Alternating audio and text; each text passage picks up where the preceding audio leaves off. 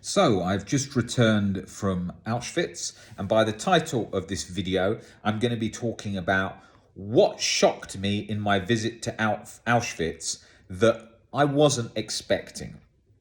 Now, World War II history, specifically around the concentration camps and around history to do with the Holocaust, has been something that I've read lots of books on over the years, read lots online about, watched many movies about, heard many stories from friends of mine who were Holocaust surviving families. I've been hearing about Auschwitz for many years. So going today to Auschwitz was a journey that I had been putting off in a way, because when you come to book a trip, you think, where do I want to go for a nice break? You don't think I want to go there. So I decided, well, it's a great eye-opener. It's great for perspectives, and it's something that I believe everyone should do to get that insight into humanity at its worst. Now, when I was going there, I was expecting to feel a certain way. And I talk about that in the last videos I've done in the last week when I went to Treblinka, the other Nazi extermination, one of the other Nazi extermination camps. Now, when I went to Auschwitz, of course, I'm not going to go into every detail about it. I'm doing another video that will be talking all about that. But when I went to Auschwitz, I obviously went to see all the different things, the horrific things, such as where they were, well, everything's horrific about Auschwitz in general. There's very few parts of it that aren't. But when you go and see things like how they all slept so closely, all packed in the carts, 100 people into those carts, and then traveling for days like that with no food and water, dying in there, and then getting out of those, and then forced into the gas chambers. It's unbearable to think of. Families, children, elderly, injured, all in there. So when you're going to that experience, you know what's coming. You know that those are the kind of things you're going to be seeing. You're going to be seeing rooms full of shoes to show the vastness of the number of people that died. Over 1 million people dying at Auschwitz alone is incredible numbers, and the whole place is absolutely huge. So the sort of sheer vastness of it, and just every aspect of horror that's there, from how cold it would have been, how hungry they would have been, people being constantly executed around them, either by hanging or shot or tortured by games the SS invented. Like, perhaps I was watching a certain section there today where they were talking about how they would make them just do exercise out in the cold, burpees and squats till they died, and singing as loud as they could till they were exhausted whilst doing that. That's just one tiny aspect of the many tortures that went on there. And when you're there, you know of most people know that the Jewish people that were there were gassed, and they know of these gas chambers. That's the main horrific thing we picture in our head when we're thinking of the Holocaust, along with all the brutality that goes with all the other aspects that I could talk for hours on, all the aspects of the concentration camps that were horrific.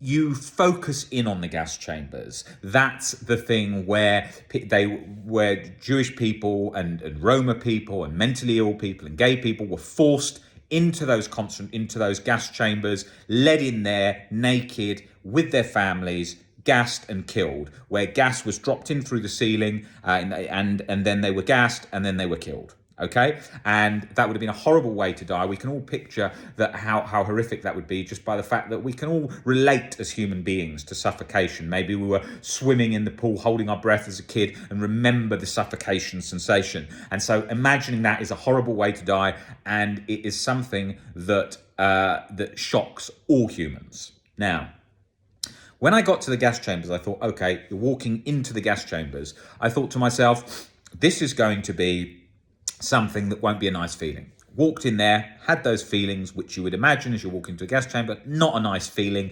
somewhere where you know that all of those people died, all of those innocent people were murdered. You go into the gas chamber, and as expected, you see the scratches on the walls all over from where people have been sort of scratching to get the last bit of air to survive. horrible. Now, when you're trying to take in these things at a concentration camp, I take a long time looking at things because I'm trying to put myself deeply in the perspective of what would be going on. Now, obviously, you can't do that when you're standing there in a fur coat, hat on, going back to a nice hotel, you've just eaten. You can't put yourself in the perspective of the people that were in those situations, but you want to get some insight into it from the experience, which you can on some level. You go into those gas chambers and you're looking around. I'm spending a while to try and take in and get that insight so that I can experience some of what was going on in there. So I'm looking very much at the walls, looking at the ceiling, looking at from where the gas would have come in, imagining what you would be thinking, what's happening to me in this room, holding on to your children, the most horrific scenario you can imagine. Now, as I am doing this, looking at the walls, thinking of these stories that all my life I've heard and been around. And I'm looking around the room and I'm trying to picture in this dark, horrible, cold room what it feels like.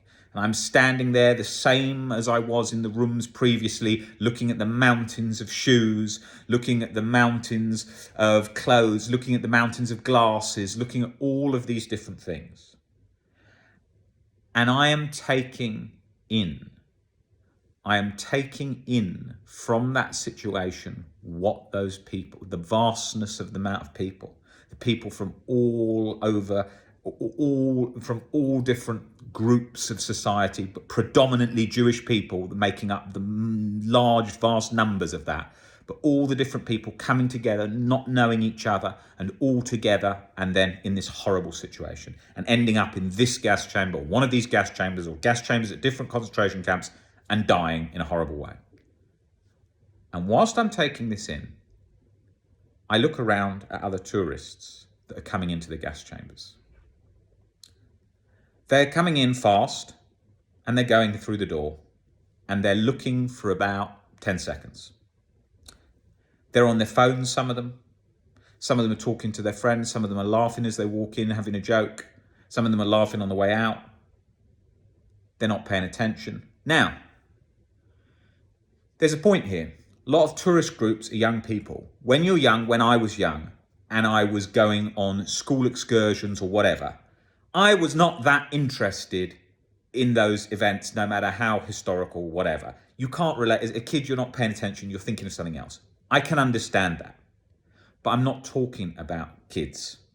You see that, but I'm talking about adults. Now, I saw online that it said before I went that people, sometimes surprised, people are taking selfies there. And I thought, oh, it can't really happen like that. I don't imagine. When I was walking through the gates of Auschwitz, the famous gates, people were taking selfies and sort of just laughing and joking a bit.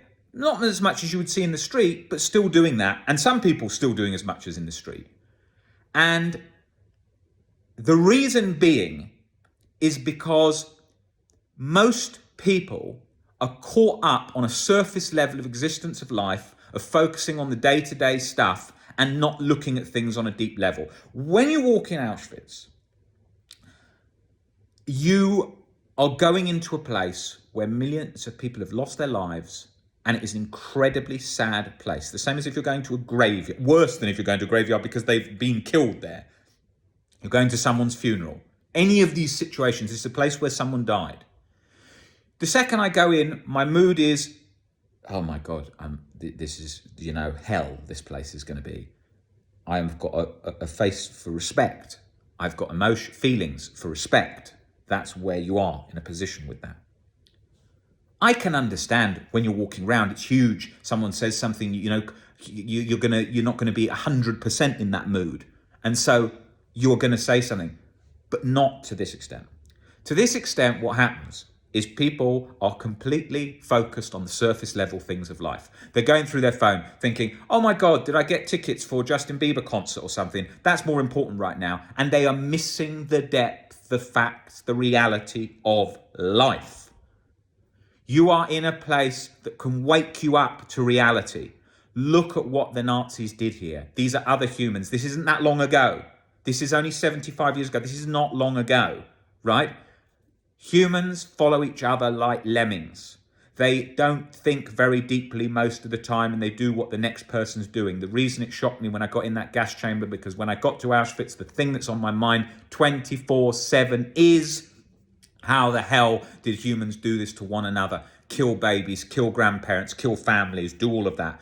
And then when I'm seeing people paying no attention to the gas chamber, no attention, talking to each other, looking at their phone, going through in 5 seconds, paying no attention, not thinking of anything deeply, coming out, talking to someone, where are we going for lunch? What are we doing for this? No depth. It reminds me of so many of these things, how humans follow each other and don't think deeply, and not thinking deeply is also part of the problem why humans follow each other blindly. Now, I'm not making the association of the general public how easy it can to become a Nazi. I'm making the association that unless we wake up and think more deeply about things in life, we do not connect with one another and we are missing the realities of life.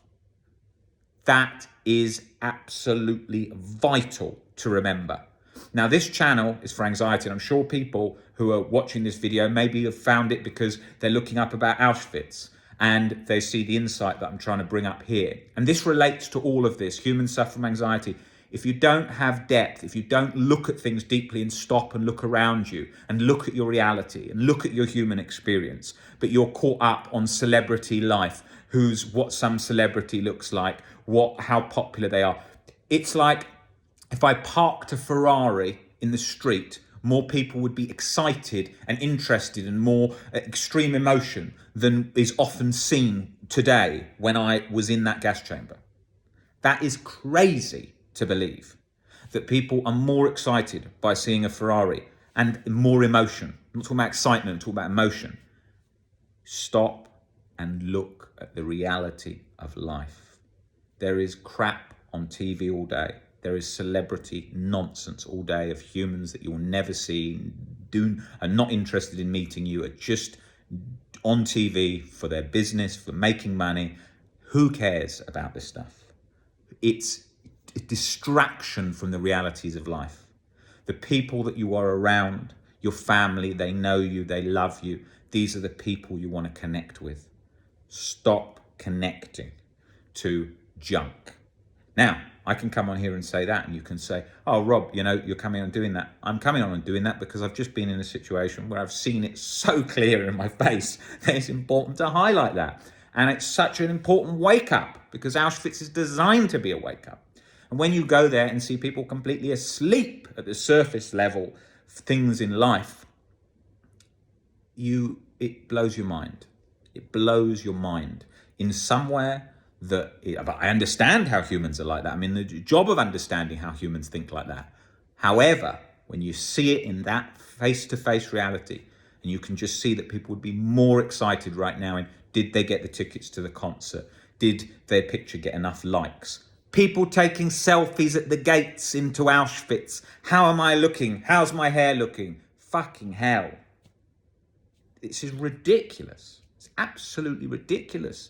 Humans are obsessed with how they look and nonsense trivialities, as philosophers have spoken about for years, trivialities, all this junk that we consume and go through and entertain our minds instead of the realities of life that are right there in front of us, And what am I thinking when I'm in that gas chamber? I'm thinking of that family that's died in there, those scratches on the wall, that's been trying to save her kids.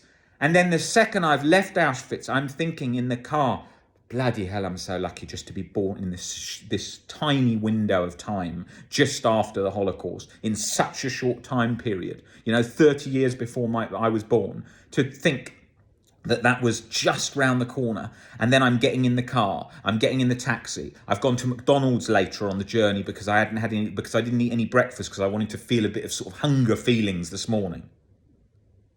When I get in that McDonald's, I'm looking at all the kids in there and I'm thinking to myself, how lucky we are and how incredible it is to see people all happy and enjoying themselves. And what would these children who died in those gas chambers given to just be in this McDonald's having a laugh with their friends, having some lunch? This would be the dream, and it's just round the corner. Yeah? And you see that. And you see these realities of life. There wasn't the shock of the place, of I knew what was coming with that. I knew what those places were like in terms of how horrible they would be. The shock, and I'm also aware of how shallow humans think. I'm very aware of that. But when you see it in your face, and you see it, and you see that people don't take these things in at the depth and don't pay it the respects that are due, it becomes real to you how humans follow the crowd, how humans don't think very deeply. Why is that dangerous? Because if we lose connection, we lose respect for one another, we lose focusing on the things that matter. Not talking about getting to a position of becoming a Nazi, which is obviously very simplistic moves, otherwise humans wouldn't have done it before. We all think it's so far away, but it's obviously much closer than we think, because humans can go that way, and it still happens in the world in all various forms. So it's not gone, of course, and it's not too far away that it's out of our realm. It can easily happen again. But that's not the point I'm trying to make. Is about depth, and we've got to stop.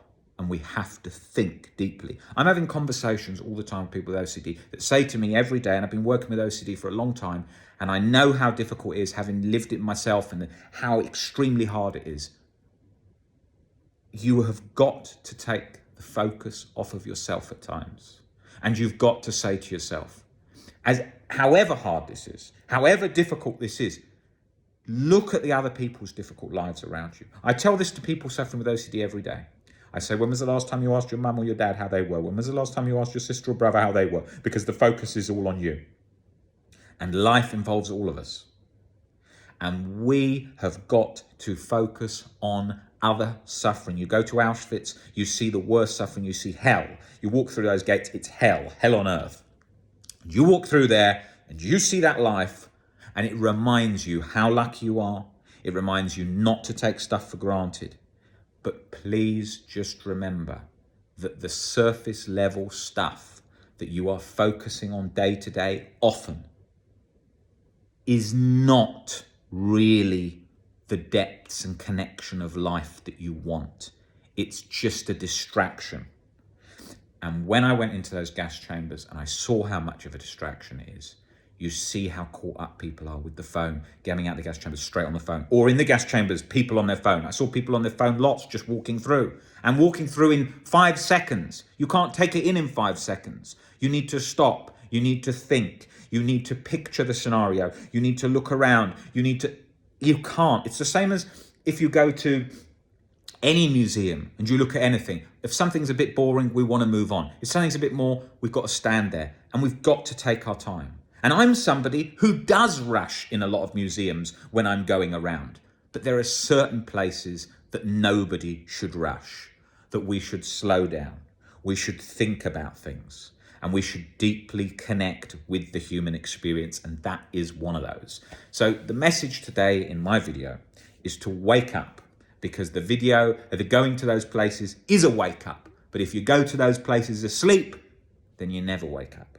So you've got to wake up to human suffering, human connection, because that is the way we prevent these things, and that is the way we improve our lives.